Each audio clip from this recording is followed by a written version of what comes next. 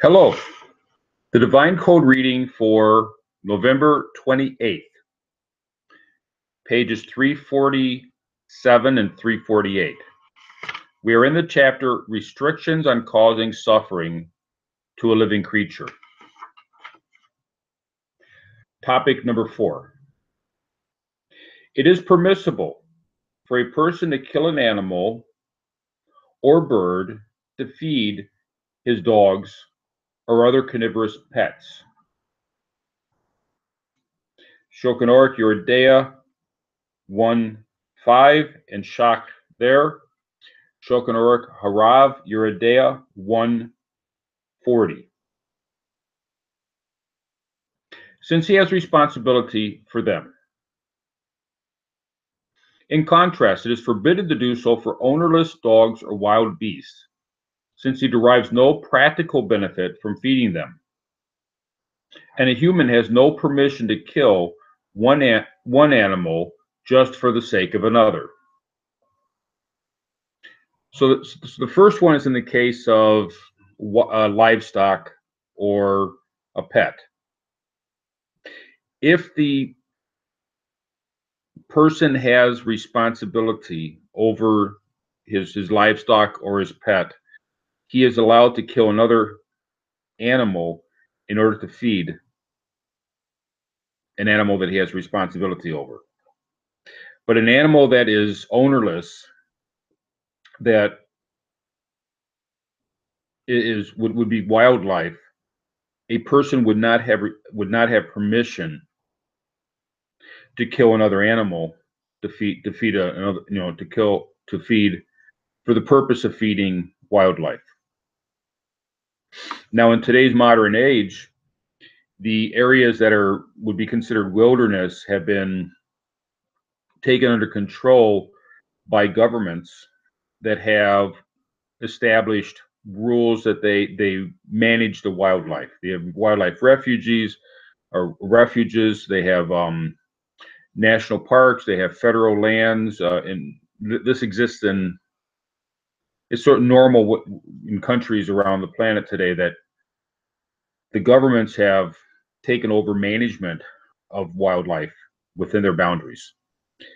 And as a government, that's done for the sake of the betterment of society. They feel that there's a necessity to manage the wildlife for the sake of the citizens within the country. And for the sake of the citizens within the country, the government can choose to kill animals to feed other animals if that makes sense. Now, most of the time, the animals that are carnivorous, that it more or less involves just making sure there's a healthy food chain available for them. If necessary, though, governments can make that decision, but individuals would not be allowed to make that decision. And usually governments would prefer individuals to stay out of that equation because it can throw the balance off. So we do not have, as individuals, we do not have permission to kill one animal in order to feed another one in the wild.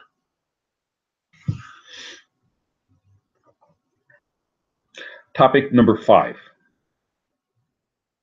It is not allowed to cause needless pain to an animal through any act that directly causes its suffering.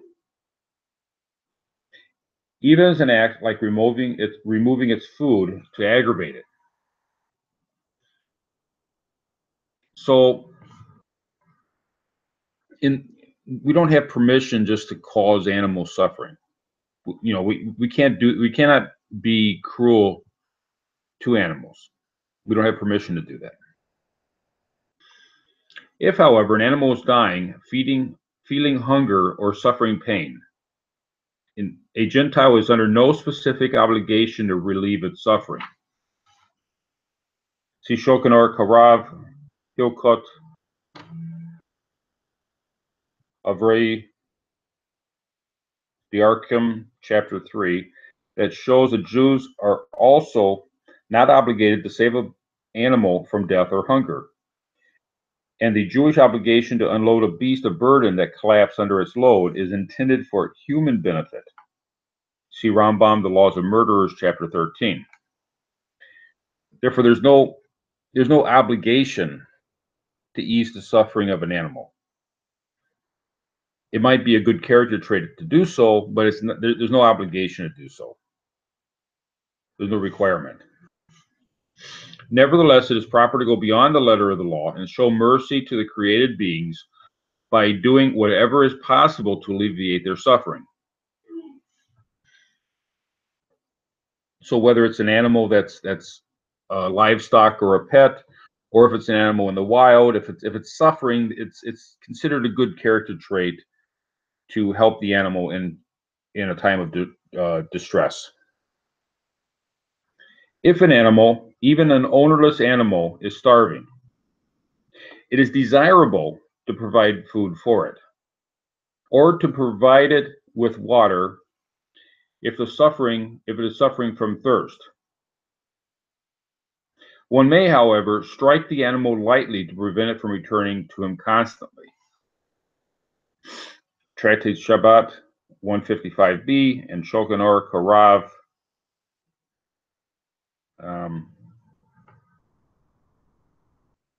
Ovri Diarchim, chapter 3. So one of the difficulties with an individual feeding an animal or taking care of an animal, wildlife, is that it's liable to keep coming back. So a person might be allowed to feed the animal, but you don't want the animal to become dependent upon you, upon the person. Needless to say, it is an act of cruelty for a person to refrain from feeding animals, fowl, or fish that rely upon him for their subsistence. Rabbi Zalman Nehemiah Goldberg notes that the directive to Noach for you and them to eat, that's in Genesis 6:21, implies there is no obligation to one to feed his animals before himself.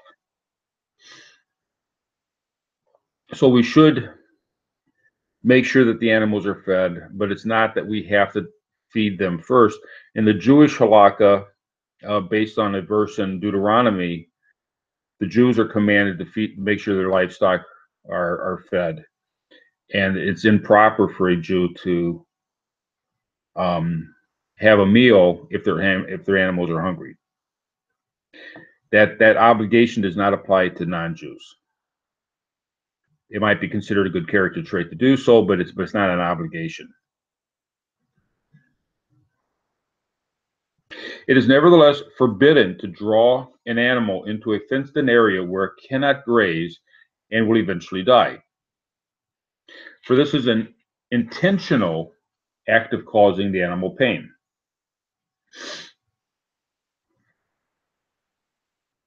Noda B. Yehuda, Volume 1, Yoreh De'ah, Chapter 81, based on Tosafot Sanhedrin 68. So we can't bring an animal into a place where it's going to suffer.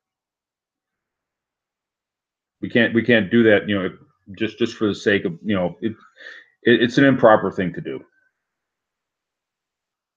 Similarly, it is permitted to strike an animal and prod it to perform work or other activities on behalf of a person.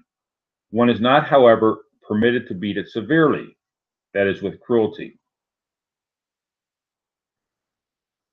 See Shulchan Aruch Harav Hilkot Ovri Diarchim, chapter 8. So the normal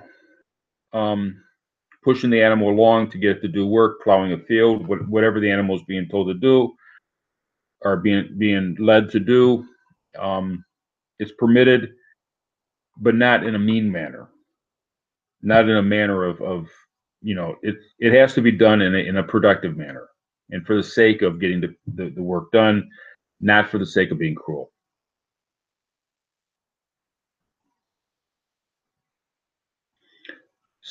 Topic 7.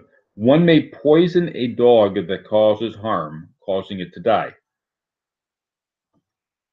Bach and Taz Yeridea, chapter 116.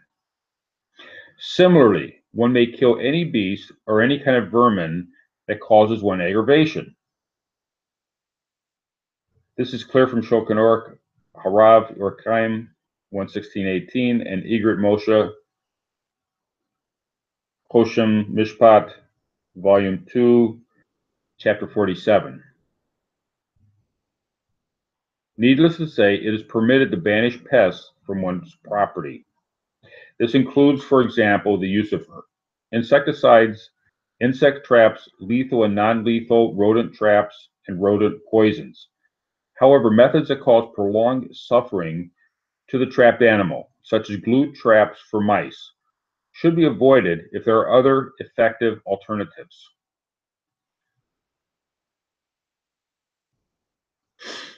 And if an animal is placed in a non-lethal trap, it shouldn't be left in there just to starve. You know, if a person does that, it should be done in a proper manner.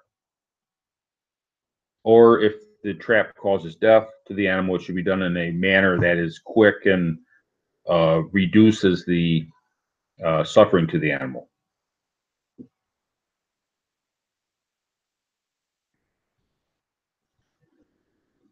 This is like the story in Tractate Bava Metzia 85a of the maid in the home of the Rebbe, Rabbi Yehuda the Prince. Surely she acted according to Jewish law. However, the Rebbe protested that she should not banish them because he wished to act piously beyond the letter of the law.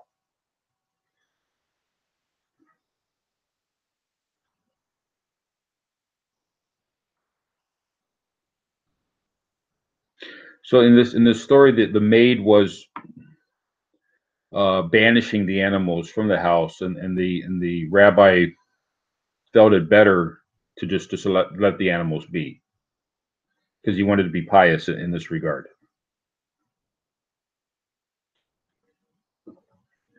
Similarly,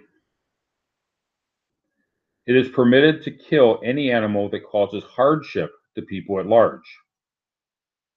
Pre Kadash Yeridea 53:7 and pre Megiddim Yeridea Mishbetzot Zahav 53:9. One is not, however, permitted to kill or torture an animal to increase one's honor for sport or entertainment alone. This includes classic examples such as bullfighting, bull baiting, bear baiting, dog fighting, and cockfighting. So those would be places where they have the animals fighting in an enclosed area for the entertainment of people watching. That's improper. It should not be done. And it might, the Divine Code doesn't mention this, but sports hunting might fall in the category of what's improper. It's done for sport and entertainment alone. They sidestep that part, but I would suggest that might be included in this also.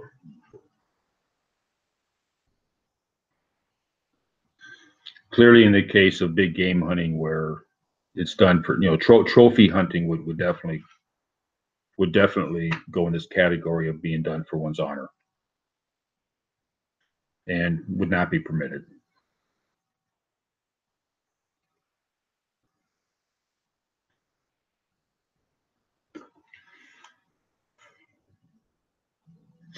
But if the hunting is done for the purpose of human need, the person's going to use the food, the person's going to use the skin, and that would be permitted.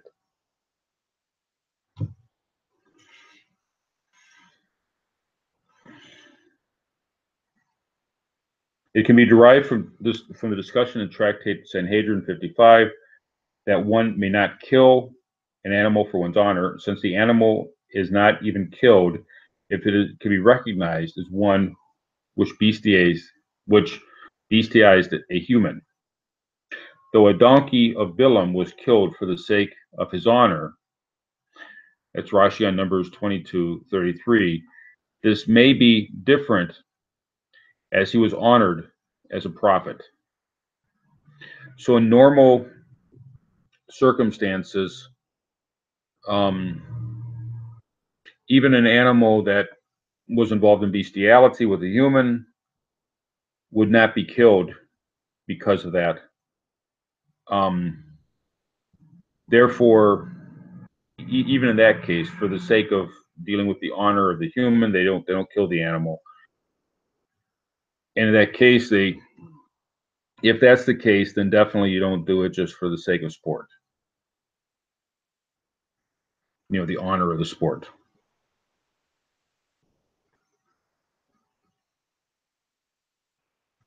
And we do have a case where Bilam was on a level of being a prophet and would therefore it's more important for his honor's sake, and therefore they killed the donkey for that purpose.